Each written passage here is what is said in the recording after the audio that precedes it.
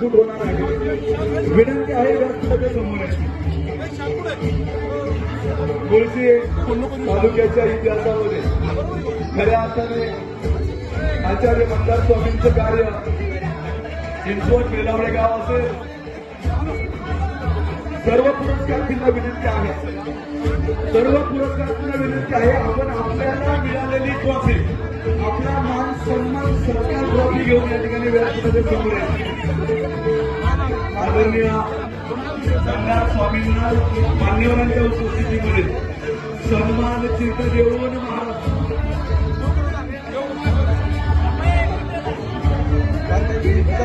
या ठिकाणी सन्मान चिन्ह देऊन महाराजांना सन्मानित केला जाते।